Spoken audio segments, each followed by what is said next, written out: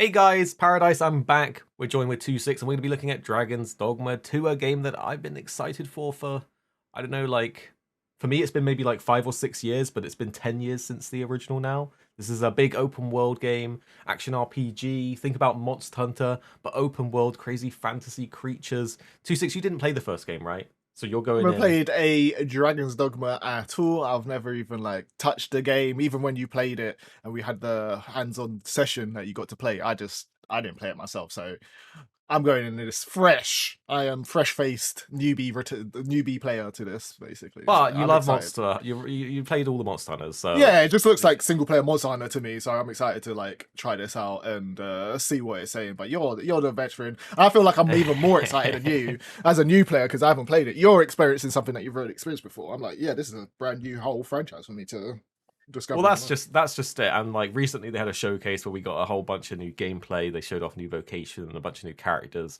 monsters, and stuff like that. So we're just gonna jump into the main trailer for this new update because it's looking pretty spicy. And this is a game that I love. Let me know what did you guys play the original? It is like over 10 years old now, or are you new to it as well?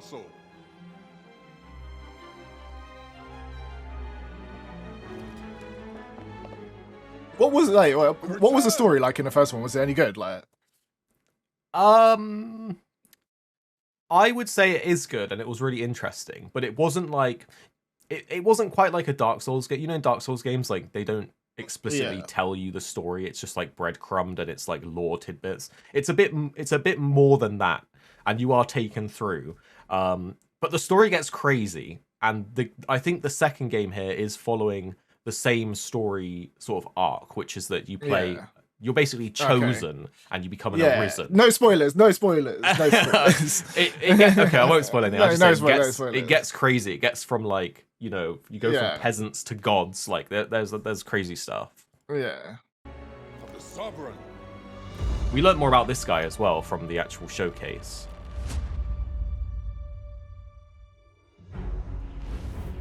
The Griffin.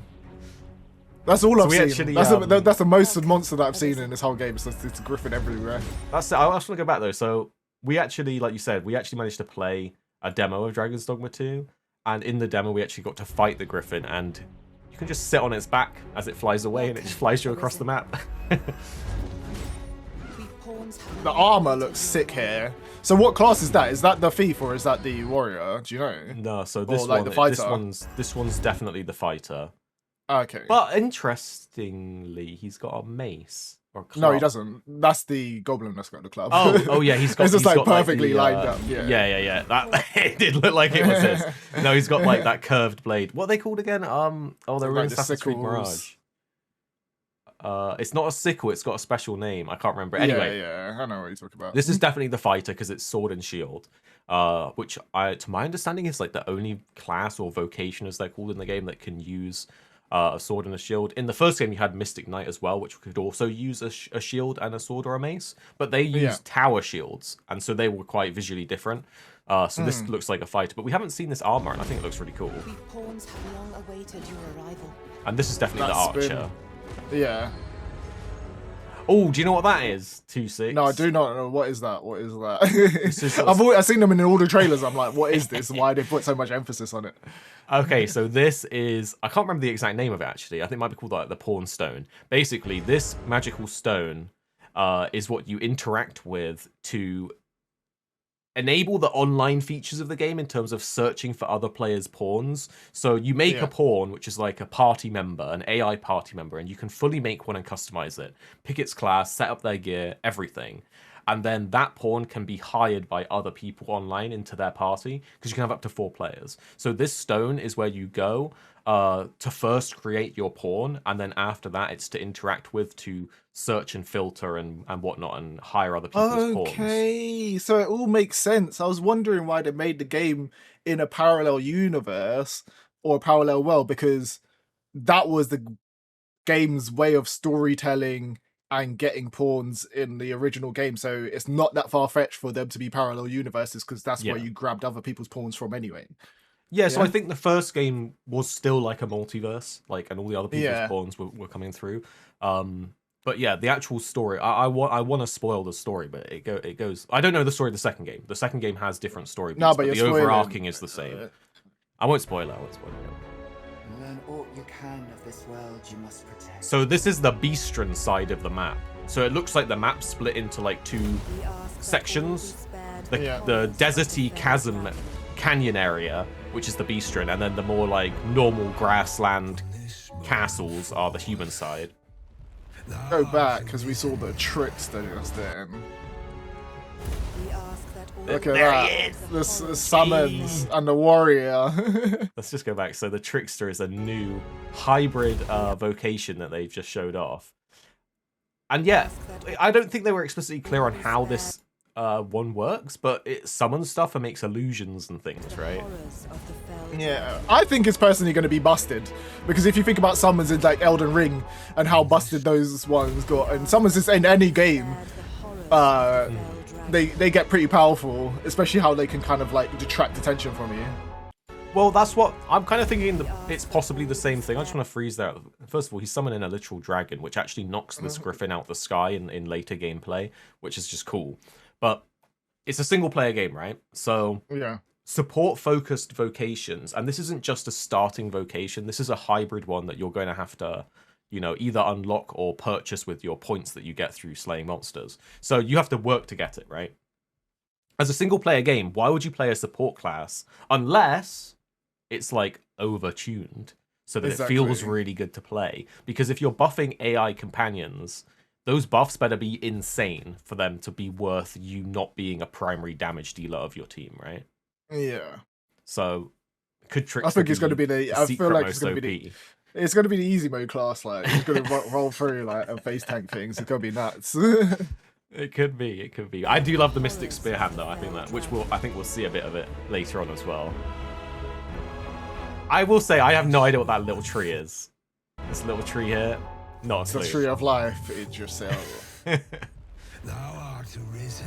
All right, so I just want to say I got a little lore for you on the dragon here. So this is the red dragon. This is what makes us an Arisen. He eats our heart, as you can. Are see. you giving spoilers again? No. This is already out. This is in the trailer. It's on the website. In the first game, it's a multiverse, right? So this dragon is different in all of the different storylines, you could say. But this dragon has the same voice actor as the original game. Which in the original game, the dragon was called Grigori. So yeah, it's possible that this could be the same dragon since it's the same voice actor, but it's not confirmed. This guy looks nuts. Yeah. Little magic archer showcase. Little Medusa. Gorgon. Actually, it is listed as Medusa on the website, too. So while in mythology they are Gorgons and Medusa was an individual person that was turned into a Gorgon, in the world of Dragons Dogma, they're all Medusa.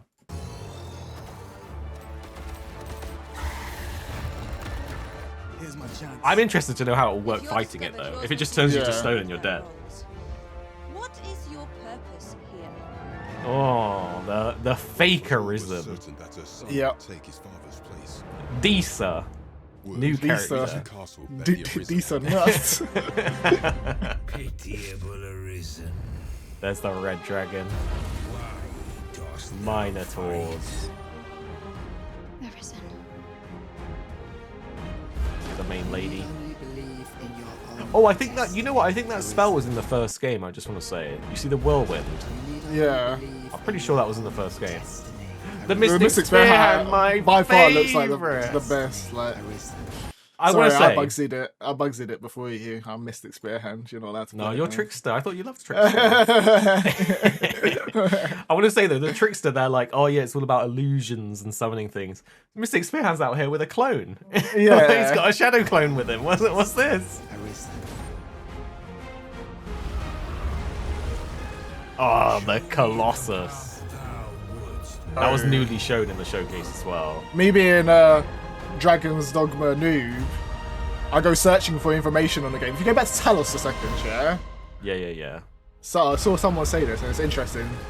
See how the first game had something dangerous in the water called brine, right? if I Yeah, remember, like correctly from Oh, what and you the were smoke saying. coming out of his head. Yeah, that's what people are saying. I was like, is that a cool thing, Paradise? Let me know. I don't know, it's a cool piece of information.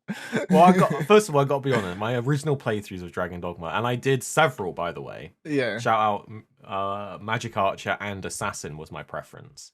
I had since forgotten about the brine, and then been reminded of it because I'm gonna be honest. You don't go in the water a lot. There's no incentive to go in the water. It matter. Paradise, it was 10 years ago or whatever long, however long Dragon's Dogma. You're gonna forget things like I didn't remember what happens when you go. stuff. Yeah, I didn't remember what happens when you go in the water. But what I will say is, the colors coming out of him, it's lining up. It's lining up, and he comes out the water. So I think they could be onto something. And this is a very Game of Thronesy chair with the swords in it. I will say. But people are like, "Ah, yeah, you're not a fan." It's like, no, you're it's like one dude. Right, the game came out. Yeah, I played the game. It was easily like 6 or 7 years ago when I played it. I Yeah. would gladly pass all of the wisdom I possess into your hands. Armor is sick.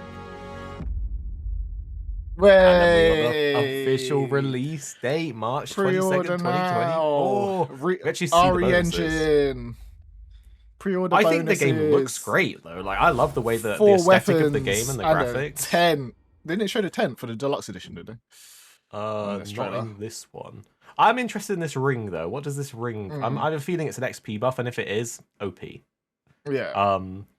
I also like the look of the weapons. But speaking of the Colossus, right? We actually have a little bit more to look at for the Colossus, right? So this is from the showcase. This is our Suddenly from the IGN's sea, we meet trailer the of it. giant Talos, who appears for the first time in this game. So look, And you who- are right. It looks just like the stuff in the brine. Like it's literally that same cloudy red stuff that You will like have to envelops you figure and out kills you. How to stop. Do you think they could be We've setting prepared up some for additional water gameplay stuff then? footage of Talos, so Maybe take a it's the look. real enemy.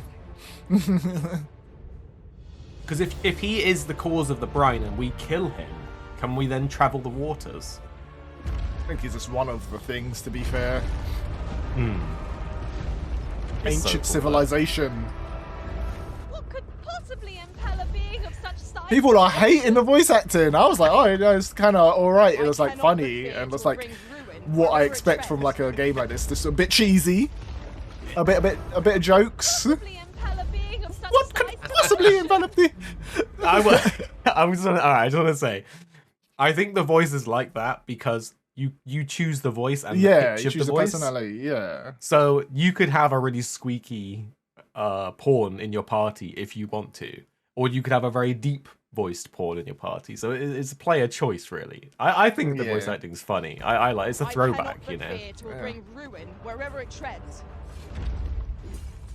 It just looks It's meant so to. cool. It's meant to be a bit cheesy.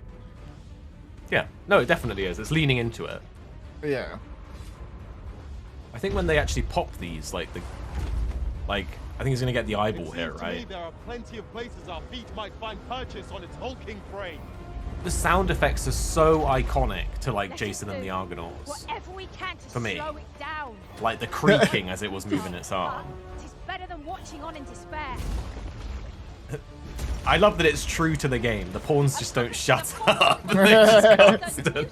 Nobody asked for. They're just chit chatting, just yapping like 24/7. Where is it Top bound? 10 yappers. Right? Left unhindered, will trample There's the weak world points in all fire. over it. It looks like I'm hoping that there's a little twist to it, right? Is it because it seems pretty easy to just go around and get the weak points. Yeah. Must try to delay its course. By the way, there's another monster in the game, a golem, a big like rock golem, that is essentially the same thing. It has purple medallions on it that are the weak points. Ah. As you can So this see, is like a you'll giant be able golem to in enjoy terms a of its variety mechanics. combat experiences depending on how you choose to tackle each situation. Love it. Love it. This is Dragons Dogma 2, the game I've been waiting a long time for. I know a lot of people have, but also a lot of people just haven't heard of it. And it's such a cool experience. And if you like the spectacle of like, if you think of Shadow of the Colossus climbing on monsters, right? Obviously, it's got an actual Colossus in the game now, I but there's cannot other but big fear 'twill monsters. bring ruin wherever And it you can treads. climb all over them. You can ride on them in this new one. I'm super excited. But I'd love to know what you guys think as well. What are you guys saying about it? Do you like the new monsters and stuff that they showed? Do you think the Trickster class is looking cool? I see conflicted opinions on the Trickster class 2/6. Even though we think it could end up being OP, I do see I see people saying like, you know, it's like support class, skip, you know. Yeah. Yeah. But that's Dragons Dogma 2. I'm super excited for it. I hope you guys are too. So That's we'll see gonna you be next cool. time. It's gonna be cool. Bye.